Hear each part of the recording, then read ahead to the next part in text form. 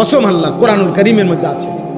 প্রত্যেক জাহান্নামী আল্লাহকে বলবে জাহান্নামে যাওয়ার আগে, আল্লাহ যাদের কারণে আমি জাহান্নামী হইলাম ওদেরকে আমি একটু দেখতে চাই, আমার সামনে একটু আনতে হবে। আল্লাহ বলবেন কেন?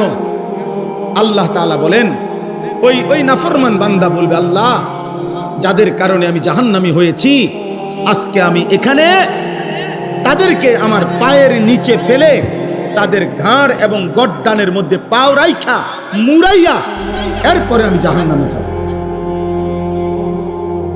আজ আমি ওই বাপকে বেইজ্জতি করব যে বাপ আমাকে আল্লাহ চিনায় না। আমি 6 বছর বয়সে আমি জিজ্ঞাসা করতে চাই, আল্লাহ আমার আব্বাকে আমি কি অপরাধ করছি যে আব্বা আমার দিন শিখায় না? আল্লাহ চিনায় নাই কেন? আমি 7 বছর বয়সে তো গাউরা ছিলাম না। আমার বয়স যখন 16 বছর আছে তখন আমি তেড়া হইছি, কারণ আমার তখন গাঁড় মোটা হইছে। কিন্তু আমার আব্বা চাইলে তো আমার 7 বছর বয়সে আরেকটু শক্ত করে ধরে রাখলে আমার নামাজি বানাইতে পারত। ওনার টাইম নাই, ওনার টাইম নাই। উনি নিজে খায় বিড়ি, উনি ভূতের কিতা মানুষ করব? বিড়ি খাই না বেড়াই কেমনে কইব যে ভূত মানুষের মতো মানুষ হও?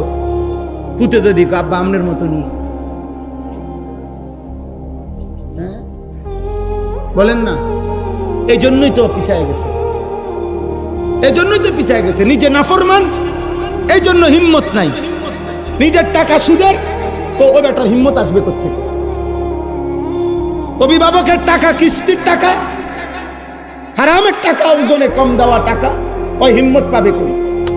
ওই কলিজার মধ্যে হিম্মত পাবে কই? এই জন্য চিন্তা করে বাদ দে, যেমনি হোক মিলা জিলা চললেইছে। নিজের বিবির কাছে, স্ত্রীর কাছে বলে দিচ্ছে, বুঝছি এত দিদি হইতো না, মানুষ হইতো না, অজাত জিঙ্গাও বিদেশ যাবি নি, জিঙ্গাও পাঠাই দাও বিদেশ, টিয়া পয়সার কিছু লাইনে লইছে। বাহ, একজন বাবার জিম্মাদারি শেষ, এটাই জিম্মাদার। আল্লাহ আমাদেরকে মাফ করে দেন। আপনারা আপনাদের এই ছেলেদের দিকে রহম করেন। আমি প্রতিদিন চিল্লাই, এই সূরা আমি পড়ছি, সূরা হুদ। আপনাদের কাছে এবার এই আয়াতগুলো তর্জমা শুনাই।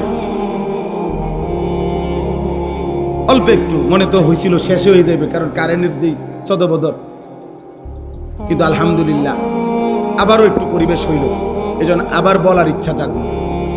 আল্লাহ তাআলা আমাদেরকে তৌফিক দান করেন। আমার প্রথম প্রসঙ্গ সেলিম ভাই আসার আগেই শেষ হয়ে গেছে, সেটা হইল